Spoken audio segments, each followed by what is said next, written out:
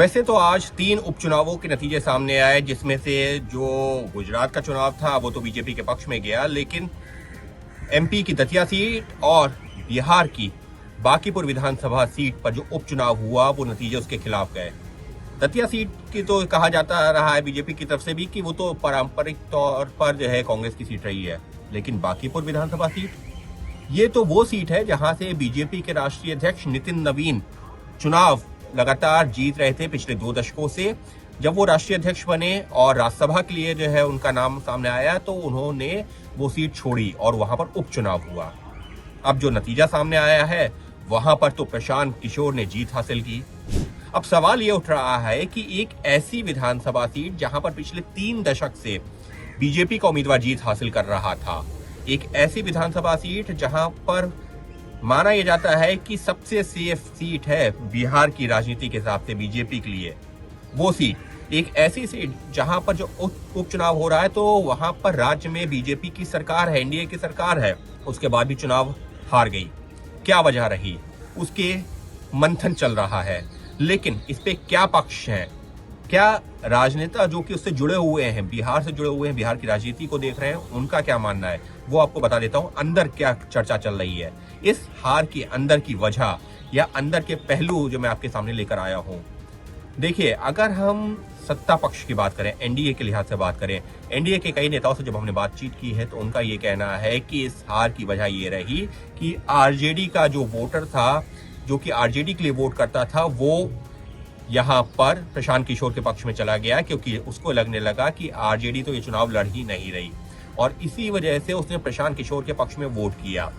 इतना ही नहीं, ये भी माना जा रहा है बीजेपी एनडीए के नेताओं की तरफ से कि तेजस्वी यादव ने इसी वजह से खुलकर अपने उम्मीदवार का प्रचार तक नहीं किया और जो जनता थी, जो वोटर था, उसके जहन में जो आरजेडी का वोटर था उसको क्लियर मैसेज हो गया कि यहाँ पर वोट करना है तो प्रशांत किशोर को, ना कि आरजेडी की जो उम्मीदवार हैं रेखा गुप्ता उनको। इसके साथ ही में माना यह भी जा रहा था कि जो आरजेडी है उसको भी समझ में आ गया था कि ये जो चुनाव यहाँ पर उसका उम्मीदवार नहीं जीत सकता, इस वजह से उन्होंने ताकत नहीं लगाई।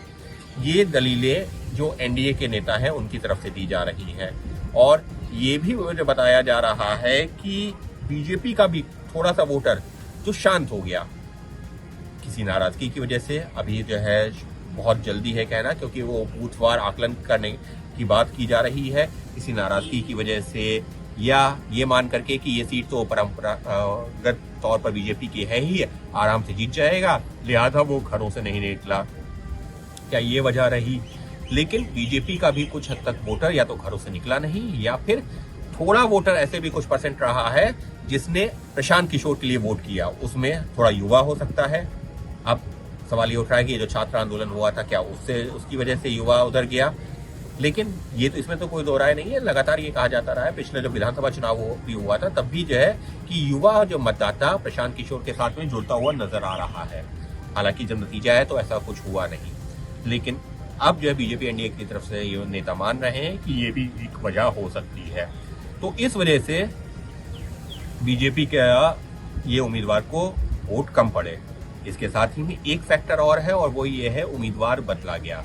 जिस उम्मीदवार का पहले नाम का ऐलान किया गया था उसको बाद में बदल दिया गया। अब सवाल ये उठ रहा है कि क्या ये सही रणनीति थी या नहीं थी, लेकिन अब तो आप उस पर आत्मचिंतन कर सकते हैं, उस पर आकलन कर सकते हैं, बाकी तो नतीजा सामने आ ही चुका है। लेकिन अब वहीं एक दूसरा पहलू जो आरजेडी का आ रहा है वो ये भी आ रहा है कि आरजेडी तो ये कहने लगी है कि हमारी हार है, बीजेपी की तो हार है ही नहीं। एक अचंभित करने वाला बयान, एक अचंभित करने वाली जानकारी आरजेडी नेताओं की तरफ से। मीसा भारती तो यहां तक कह रही हैं कि प्रशांत किशोर तो बीजेपी का ही एक उम्मीदवार था, वो तो उनके लिए लोमड़ी जैसे शब्द का भी इस्तेमाल कर रही हैं। उनका कहना है कि प्रशांत किशोर तो जो है एक तरह से बीजेपी के शीर्ष नेतृत्व ने प्रशांत किशोर को चुनाव में उतारा था जिससे कि आरजेडी को वो नुकसान पहुंचा सके और आरजेडी का वोट भी जो है उधर शिफ्ट करवा सके। तो ये हार बीजेपी की नहीं है, ये बात बीजेपी के नेता नहीं कह रहे हैं, ये बात कह रही है मीसा भारती जो कि आरजेडी की नेता है, लालू प्रसाद यादव की बेटी है, सांसद हैं। उनका ये कहना है कि प्रशांत किशोर बीजेपी का एक डमी उम्मीदवार, वो शब्द का भी इस्तेमाल कर रही है, डमी उम्मीदवार था और इस वजह से बीजेपी ने अपनी ताकत प्रशांत किशोर को जिताने में लगाई है, ना कि अपने उम्मीदवार नीरज कुमार को जिताने में। अब ये उनका तर्क है, हालांकि थोड़ा गले उतरना मुश्किल लगता है कि आखिर बीजेपी अपने ही उम्मीदवार को, जिसको उन्होंने ऐलान किया है, उसको ही क्यों हरवा देगी। अगर हरवाना था तो जो है खुद राष्ट्रीय अध्यक्ष नितिन नवीन समेत जो है जो अन्य नेता उसके लिए प्रचार क्यों कर रहे थे, तमाम तरह के सवाल हैं। लेकिन आरजेडी के नेताओं का, मीसा भारती का तो यही कहना है कि ये हार जो है बीजेपी की है ही नहीं, आरजेडी की हार हुई है और ये एक सोची समझी रणनीति के तहत बीजेपी के शीर्ष नेतृत्व ने एक तीर से कई निशाने साधने की कोशिश की है।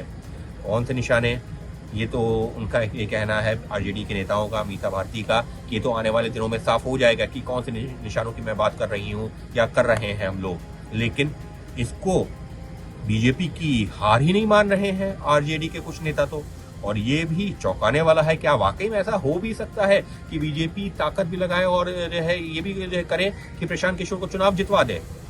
हालांकि मुझे इसकी संभावना कम लगती है, लेकिन राजनीति में खैर कुछ भी हो सकता है। आपका क्या आकलन है, आप भी जरूर बताइएगा।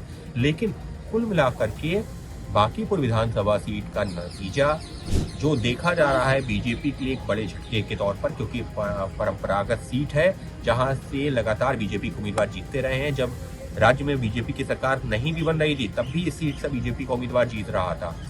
लेकिन अब जबकि राज्य में बीजेपी की सरकार है, उसी सीट से आने वाले विधायक नितिन नवीन बीजेपी के राष्ट्रीय अध्यक्ष हैं, जो फिलहाल जो है राज्यसभा सांसद है, वो सीट जो है बीजेपी हार गई और इसी वजह से तमाम तरह की चर्चाएं शुरू हो गई हैं। मीसा भारती, आरजेडी के नेता जो कुछ कह रहे हैं, वो बात आपके कितने गले उतर रही है जरूर बताइएगा। लेकिन ये कुछ वो पहलू हैं जो मैं आपके सामने लेकर आया हूं, जो राजनेताओं के साथ जो चर्चा की है, जो आरजेडी के हों, एनडीए के नेता हों, जो उनके साथ जो चर्चा की है, उसके आधार पर ये कुछ पहलू जो मुझे समझ में आ रहे हैं। क्या आप इसमें से किस पहलू से इत्तेफाक रखते हैं, किससे नहीं रखते हैं? जो भी आपकी राय हो जरूर बताइएगा, क्योंकि अभी तो इस सीट के नतीजों को लेकर के कई तरह के आकलन जरूर जारी रहेंगे, तमाम तरह के आंकड़े आएंगे, उसके बाद भी आकलन होंगे। लेकिन शुरुआती आकलन में कुछ इस तरीके की जानकारी आई सामने, तो मुझे लगा कि आपके सामने लाना चाहिए और आप भी अपना कमेंट के माध्यम से जरूर बताइए कि आप इसको कैसे देखते हैं। बने रहिए मेरे साथ में, फिर हाजिर होऊंगा किसी एक और नए वीडियो के साथ में, कुछ और नए तथ्यों के साथ में। और कोशिश यही रहेगी कि कुछ ऐसी जानकारियां भी आपके सामने लेकर आऊं जो गाय भगाए आपने सुनी जरूर है, लेकिन उसके पीछे की क्या खबर है या पीछे की क्या जानकारी है वो भी आपको पता चल पाए। फिलहाल के लिए धन्यवाद। देखते रहिए मेरे साथ लगातार ये वीडियोस और देते रहिए अपने कमेंट्स भी। धन्यवाद।